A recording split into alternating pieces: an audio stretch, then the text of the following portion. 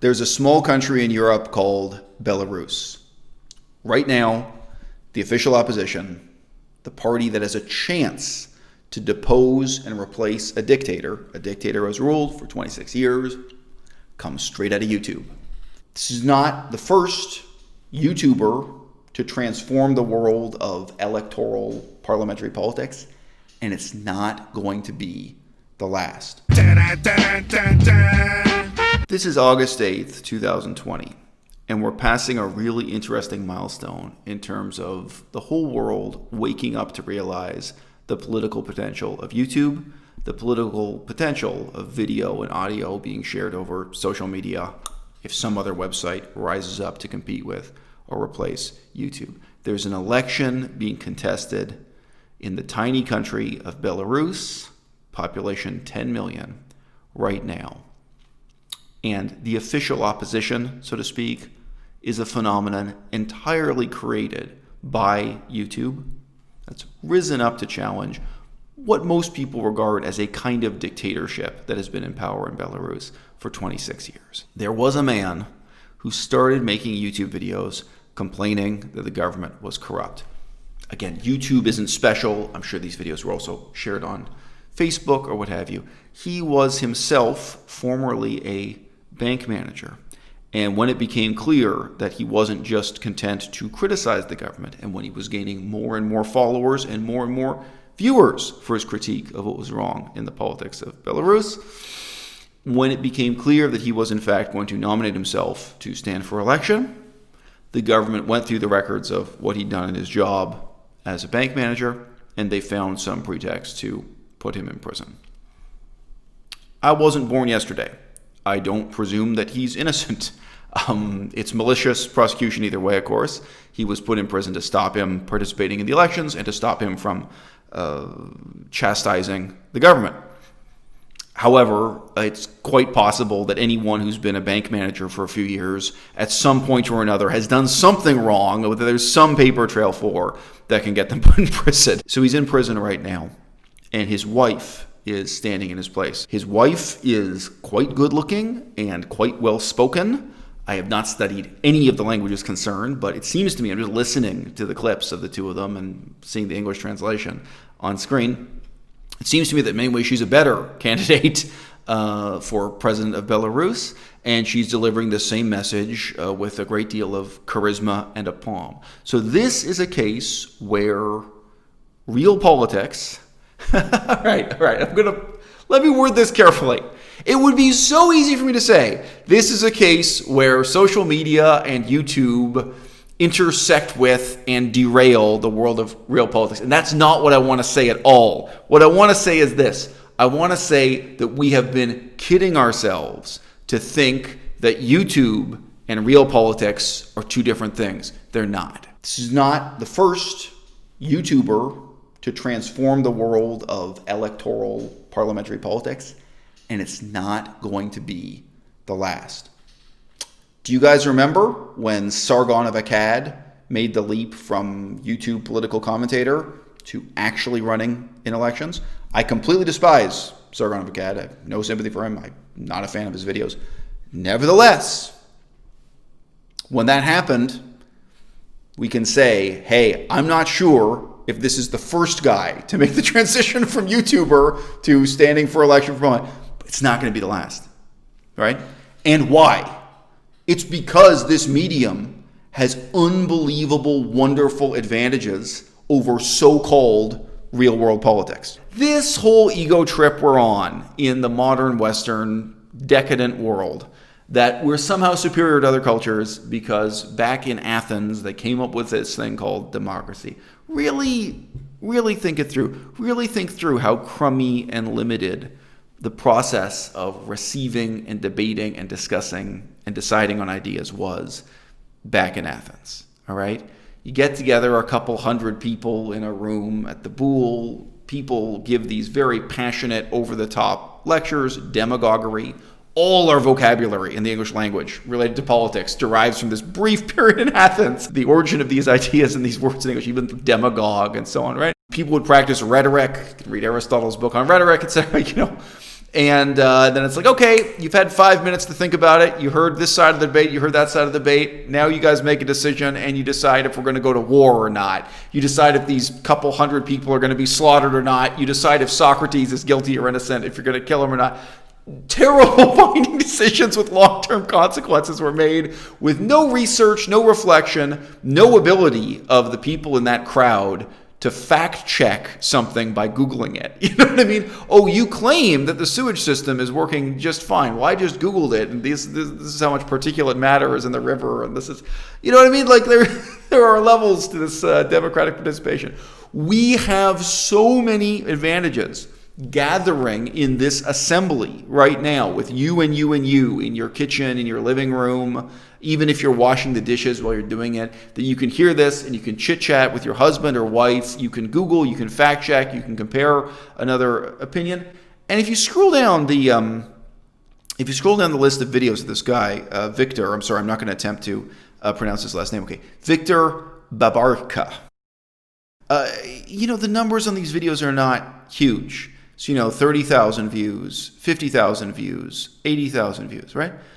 But the number of people who have participated in any of the important decisions in our Western democracies at any stage of our history is also, not very huge. I mean, how many people really participated in the decision to make an amendment to the U.S. Constitution to make alcohol illegal? This is considered one of the great misadventures in American history. If you look through that, well, there was this tiny minority of actually women activists who wanted to make alcohol illegal, and they got the legislation through and so on. How many people participated in the decision to make seatbelts mandatory? On and on it goes. How many people participated in the decision to put warning labels on cigarettes? How many people participated in the decision for the government to support the nicotine industry with subsidies? I mean, whatever issue it is, if you actually try to evaluate how many people, not how many people could participate, how many people actually do participate, it may be very worrying. It's not what YouTube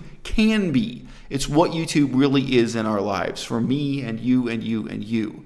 And the next step is doing exactly what they already did in Belarus, which is taking those discussions, taking this fundamentally participatory and thoughtful and transparent model of people engaging one another in debate and sharing information and so on, and take the next step to connect it to the formal democratic process. If you think this is trash, if you think what we're doing right now, you and I, face to face, if you think this conversation we're having is worthless, have you ever actually been to a political convention? It's awful. You never get this much honesty. You never get this much exchange of views. I mean, you get a couple hundred people organized in theater seating, like imitating a parliament, right? People stand up and they read very kind of procedurally defined statements, and then votes are taken. It's a very phony, very procedural, very robotic, very dry sort of thing. And most people who go to those conferences will tell you after they've been to a few of them, they just show up for the party afterwards or something. They show up beforehand and afterwards. They don't want to actually participate in the proceedings because it's a complete waste of time. We are debating the amendment to the committee report, and that amendment is to swap six of the the amendment is to take six different delegates to recognize six different delegates from East Bay from what the committee report said. Could someone please run a mic to the comrade in the jean jacket, of which there are many? Most people aren't aware of how great this technology we all take for granted, because they don't have that contrast clearly in mind of what it's really like to go out and try to participate in party conferences, party congresses, what it's like to actually give a deposition at City Hall, what it's like to try to get your voice heard in provincial parliament, in federal parliament, in Congress, whatever the system is of government where you happen to live. Try. Go out and try. Get disappointed, get pissed off, get your heart broken, come back to YouTube and appreciate this wonderful opportunity we've got. All right? It's really wonderful. Now, I will never say to you, YouTube's a good way to make money. It's not. It's terrible, okay? It's not. It's a wonderful way to change the world. It's a wonderful way to improve yourself as a human being, as an intellectual. It's a wonderful way to inspire yourself and motivate yourself to read more books. You get questions from your audience. You ask your audience questions. Again, sometimes I recommend a book to people in the audience. I say, hey, I'm reading this book. I recommend it to you also. And then I get email from people that they've finished the book. I'm still only on chapter 6. I got to spend more time reading. There's a really positive galvanizing effect on my life that way. It can have that effect on your life also. We're going to take a hand count right now. And hopefully this online voting system will work soon. When a counter has gone around and confirmed, nodded at you or something. And the delegate who brought clickers. You can lower your hand. But only when the person who's counting has verbally or confirmed with their body language that they've counted your vote. I'm rising to speak against this amendment to the rules, as it would inhibit the democracy that is inherent to our organization. If you look at it, most of the time that has been wasted in this body was not wasted on debate. It was wasted in vote after vote after vote and voting on whether we're going to vote on voting. The reality of participation in democracy. I just say, I engaged in debates with Buddhists for 10 years on the internet. And a lot of these people had really, really strong opinions about the history of Buddhism. But then sooner or later it would come up, have you ever been to a Buddhist temple? Have you ever been to one just once, whether in Cambodia or Japan or in England, anywhere? And it would always be revealed that these people who had, the deepest convictions about this religion actually had developed these convictions totally just reading articles on Wikipedia, just sitting alone at their computer. It's maybe if you actually participated in a Buddhist community, you'd see things a little bit differently. I don't mean not necessarily better, for better and worse. You'd see things differently, If you think about politics entirely as a sort of abstract set of principles on the chalkboard, that's one thing. When you start actually attending party conferences, if you actually try to participate in debates at City Hall, at your provincial government, whatever kind of government you have in the country you're living in, whether at the level of a party that's in opposition or the government as it's sitting and making decisions, debates and things, you will be shocked and dismayed at how hollow and meaningless the process is, how hard it is to get anyone to speak to you honestly or listen to you honestly or to deal with the real substance of whatever the problem is at your time. It's very disheartening. You might even walk away feeling my time would have been better spent giving a deposition to YouTube or watching someone else's video on YouTube discussing this kind of thing. The difference isn't just quantitative. It's also qualitative, right?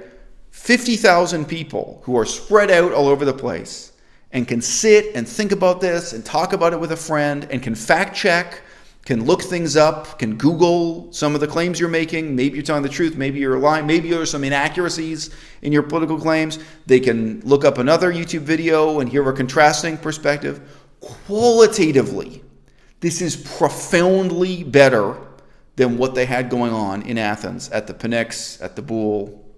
It may be difficult to appreciate just how special what we've got going on here on YouTube is. I don't know why. You know why? You know why? Because it's cheap. Maybe we just take YouTube for granted because it's so cheap and it's so easy. Whereas paying $200 to attend a party congress or a party conference and then having to drive there and then spending at least $100 on a hotel room or stay in an Airbnb, and then you stay in the hotel room and then you go, then you get to sit in this theatrical seating, you get to sit in silence and listen to these bullshit lectures, and you never get this level of honesty. You never get kind of face-to-face meaningful interaction with anyone. And whatever, you hold your hand to vote at different times, whatever the voting system is, you vote on resolutions for your party, you vote on this kind of crap. You have this highly procedural, highly unnatural, totally dissatisfactory, ostentatiously rational, but really completely irrational ritual for democratic participation. You know what? Maybe we still value that just because it's expensive, it's difficult to do, and we assume for those reasons that it's something much more valuable than what we've already got going on here on YouTube. I think what I want to emphasize about YouTube is not that it's a substitute for real political discussion, real political organization. It's that this is real political discussion. All that you or I or anyone needs to do is take that next step to plug it into the democratic process and start getting real political outcomes. And the threshold for participation has become lower and lower and lower. I remember just how much of a sacrifice it was. I was flat broke and busy and going to university classes to scrape together the money to buy a train ticket to go and attend a Green Party conference, the Green Party of Canada, and even to pay to attend it and so on. A lot of money went into political organization at even the lowest and humblest levels. And these parties, the Green Party included, but even big parties, the Liberal Party, the Conservative Party, they rely on donations, primarily from elderly retired people, to be able to do anything, to be able to even just print pamphlets, right? The bar to entry is higher, the cost of participation is higher, and this makes them fundamentally unresponsive to the problems of their day and much more responsive to whatever their sources of funding are. And what we're doing here on YouTube doesn't require any of that at all. All we need to do is make that effort to start taking this opportunity seriously. В самосознании людей что-то произошло, и люди начали самоорганизовываться. Вот когда посадили Сергея, как бы лидера очень большой массы людей, вроде бы нет лидера, все должны были бы разбежаться. Но люди проявили такое, вот, знаете, чувство самоорганизации очень. Я себя такой никогда не считала, возможно, потому что жизнь передо мной никогда не ставила таких задач.